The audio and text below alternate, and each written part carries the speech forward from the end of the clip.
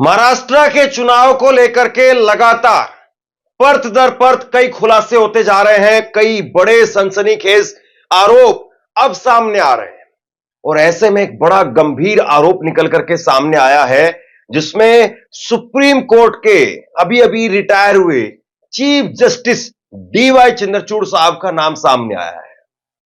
संजय राउत उन्होंने एक बड़ा गंभीर आरोप लगाया है और उन्होंने कहा है कि डीवाई चंद्रचूड़ सुप्रीम कोर्ट का एक अहम योगदान है बीजेपी की इस जीत के अंदर।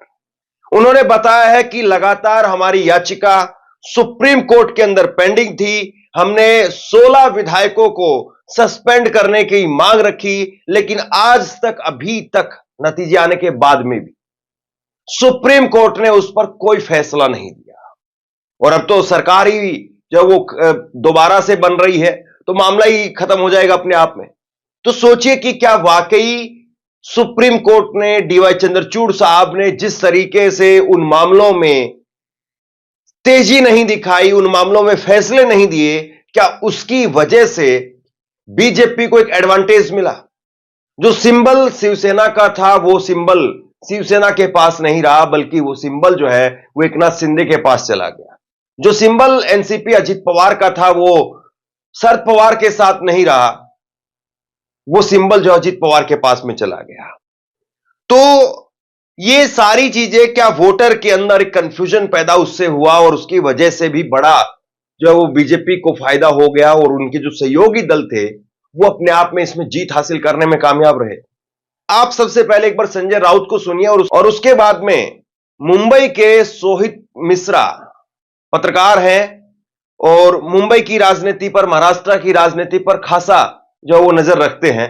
उन्होंने लगातार इसको लेकर के जो वो ट्रैक कर रहे थे इस पूरे मामले को, उस पर कई सारी बड़ी बातें जो उन्होंने कही है, फिर उन पर बात करेंगे। ये जो नतीजे आए हैं उसके लिए जिम्मेदार अगर कोई होगा, महाराष्ट्र की जो नुकसान हुआ है वो जस्टिस चंद्रचूड़ है। चीफ जस्टिस ऑफ इंडिया के पद पर बैठे व्यक्ति जिसने समय पर अपना निर्णय नहीं दिया, अपनी जजमेंट नहीं दी डिस्क्वालिफिकेशन के बारे में। 40 लोगों ने बेईमानी की। जिस पार्टी से चुनकर आए थे वो पार्टी को छोड़कर दूसरे पार्टी में जाकर सत्ता में बैठे हैं। आपकी जिम्मेदारी है संविधान की रक्षा। आपने अगर निर्णय दिया होता तो ये हिम्मत आगे कोई नहीं करता। आपने वो आज भी वो खिड़की दरवाजे खुले रखकर आप वहां से रिटायर हो गए। आप कोई भी किसी तरह से पार्टी बदल सकता है या सरकार बना सकता है जिससे पार्टी अपनी पार्टी को छोड़कर, तो इतिहास चंद्रचूड़ साहब को कभी माफ नहीं करेगा और उनका नाम काले शाही में लिखा जाएगा एकदम। कि इस प्रकार की व्यक्ति अपने पद पर बैठी थी और 3 साल तक एक संविधान के खिलाफ बैठी हुई सरकार। सबसे बड़ी बात यह है कि डीवाई चंद्रचूड़ साहब को लेकर के लगातार यह बात कही जाती है कि उन्होंने तमाम अपने फैसलों में खूब जो है वो डांट फटकार लगाई, लेकिन आखिरी में जब जजमेंट की बात आई तो उस जजमेंट में ऐसा कुछ निकल करके सामने नहीं आया जिससे कोई कॉन्क्रीट चीज जो है वो लोगों के हाथ में लगे। अब इसी केस में देखिए सोहित मिश्रा क्या कह रहे हैं। सोहित मिश्रा उन्होंने लिखा है, सुप्रीम कोर्ट ने आज तक, मतलब अभी तक, सेना बनाम सेना का, यानी एकनाथ शिंदे की सेना और दूसरी तरफ उद्धव ठाकरे की सेना, उसका फैसला, और एनसीपी बनाम एनसीपी यानी अजीत पवार वर्सेस शरद पवार, उस पर फैसला नहीं किया। शिवसेना की ओर से 16 विधायकों को अवैध घोषित करने के मामले में अब तक कोई फैसला नहीं दिया गया।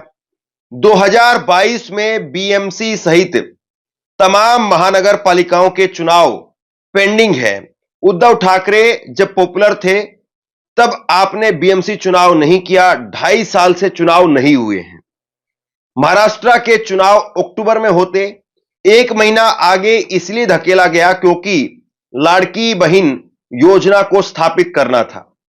अक्टूबर में ही सरकार ने नवंबर के 1500 रुपए दे दिए ताकि जनता के पास में ज्यादा पैसे जाएं वोटिंग से पहले।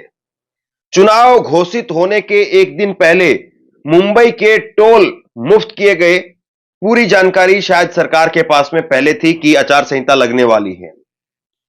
चुनाव आयोग की मदद से राज्य सरकार को समय देकर के अपनी छवि सुधारने के बाद आपने महाराष्ट्र चुनाव की घोषणा की, सरकार को समय दिया, कार्यकर्ता, पार्षद, विधायक और पूर्व विधायक, मंत्री को अपनी तरफ खींचने की मतलब पूरी एक तरीके से कोशिश की।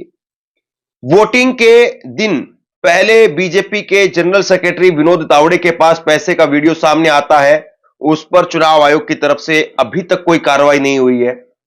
क्या डीवाई चंद्रचूड़ सहित हर कोई इसके लिए जिम्मेदार नहीं है? क्या हर कोई यह सब नहीं देख रहा है? क्या किसी को फर्क नहीं पड़ रहा है? आप ट्रोल कर सकते हैं, बरनोल वाले मीम भेज सकते हैं, लेकिन लोकतंत्र के लिए यह खतरा है। इसका असर आपके भविष्य पर भी पड़ेगा, भूलना मत।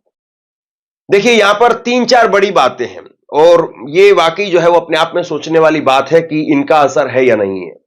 2022 में जिस वक्त में मतलब उद्धव ठाकरे, उनको लेकर के लोगों के अंदर बड़ी जबरदस्त सिंपैथी थी, सहानुभूति थी, तब से लेकर के अभी तक आखिरकार बीएमसी के चुनाव, नगर पालिका के चुनाव वहां पर क्यों नहीं करवाए गए? पहला सवाल इन्होंने ये उठाया।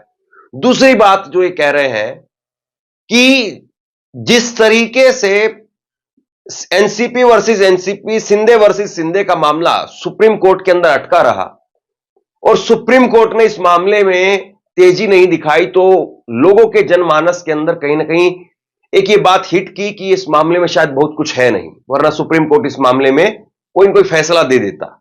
आम आदमी सोचता इस तरीके से। और इसके बाद में एक बड़ी बात ये कह रहे हैं यहां पर कि 1 महीना चुनाव को आगे टाल दिया गया।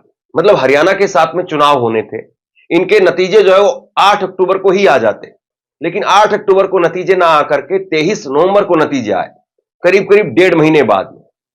तो ये 1.5 महीना जो मिल गया और उसमें हरियाणा की जीत के बाद में कार्यकर्ताओं में, नेताओं में, लोगों में एक जोश भर दिया गया।